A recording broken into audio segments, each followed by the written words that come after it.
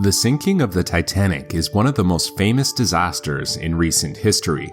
The maiden voyage of the world's most luxurious and biggest ship hitting an iceberg and sinking just off the coast of Canada. Amazingly, as the years go on, we are still uncovering new details related to this one singular moment in history. The amazing stories coming out of this wreck are seemingly endless. But in my opinion, there's a few that are so incredible that we need to take time and bring them back into the spotlight. In this video, we'll be exploring the tale of the famous Titanic Orphans, the only two children rescued from the ship without a parent or guardian. In the frenzy following the disaster, Michael Jr., only 4 years old at the time, and his brother Edmond, only 2, became media sensations.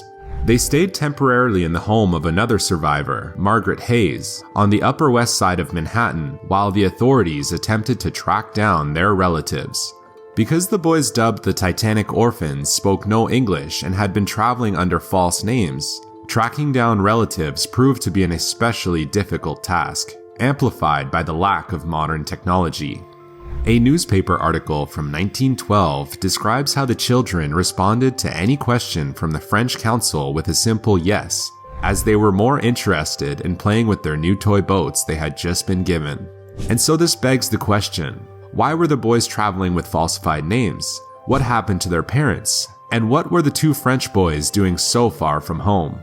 The two boys were born at the start of the 20th century in Nice, France.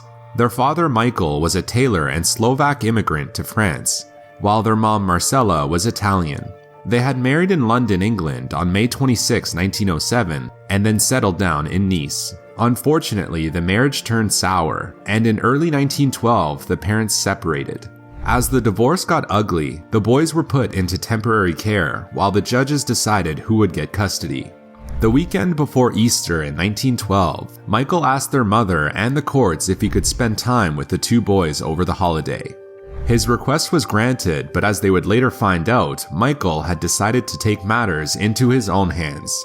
You see, Michael was about to be served with a bankruptcy notice for his business, and so he decided that he would illegally immigrate to the United States before the notice was served and evade his responsibilities. Upon picking up the boys for the weekend, he immediately fled the country with them and made his way towards England.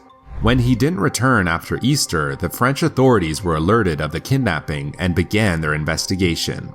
Michael had made his way to Southampton in England and was able to purchase last-minute tickets for him and his two children for the voyage to New York aboard the Titanic.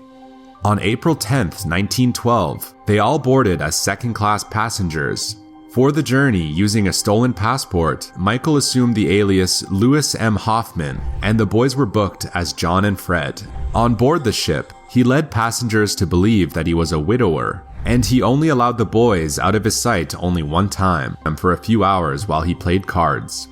On that fateful night on April 14, 1912, the Titanic met its fate and hit the iceberg just before midnight. Michael then went into the boys' cabin and woke up his two sons.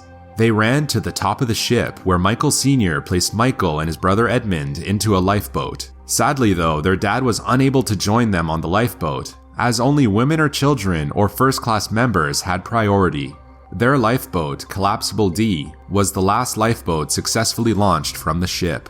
Michael Jr., although not quite 4 years old at the time, later claimed to remember his father telling him, "My child, when your mother comes to you, as she surely will, tell her that I loved her dearly and still do. Tell her I expected her to follow us so that we might all live happily together in peace and freedom in the new world." Unfortunately, their father did not survive the sinking. His frozen body was later found and recovered by a rescue ship. While in Collapsible D, the children were fed biscuits by first-class passenger Hugh Woolner. When the rescue ship Carpathia arrived at the scene, the boys were hoisted to its decks in burlap sacks. Since they were mere children and spoke no English, they could not identify themselves and were soon referred to as the Titanic Orphans. French-speaking first-class passenger Margaret Hayes cared for them at her house until a family member could be located. Their story quickly went sensational, making headlines across the world with their images plastered on the cover of newspapers. Meanwhile, across the Atlantic, their mother Marcelle was still frantically searching for her sons. Of course, by this point she had realized that her estranged husband had kidnapped her sons, but had no clue they were all on board the Titanic when it sunk. It wasn't until the newspaper stories began to make their way to Europe that she made a shocking discovery. Marcel spotted one of the articles containing a photograph of her sons and was able to confirm their identities with the authorities back in America. After a long and nervous journey across the Atlantic, Marcel was finally reunited with her children in New York, and thus the Titanic Orphans mystery was put to rest. After all this craziness, the boys moved back to France with their mother, and Michael Jr. went on to live a long and happy life. Edmond, on the other hand, went on to fight in World War II, but died at the age of 43 after the treatment he suffered in a prisoner of war camp. In 1987, Michael Jr. traveled to Wilmington, Delaware, to mark the 75th anniversary of the sinking. It was his first visit back to the United States since 1912. In 1996, he joined fellow survivors Eleanor Schumann and Edith Brown on a cruise to the location of the wreck, where attempts were made to bring back a large portion of the hull to its surface. A couple months later, before his return to France, he traveled to Halifax, Nova Scotia to see his father's grave for the first time. He was one of 2 survivors to see the 1997 film, although he did so privately in his home. His daughter Elizabeth recalled her father being touched by the film and stated that he hoped his father had not suffered too long in the icy cold waters. Michael lived the remainder of his life in France and passed away on the 30th of January 2001 at the ripe old age of 92. Amazingly, Michael was the last male survivor of the Titanic sinking. Thank you for watching today's video. I will see you in the next one.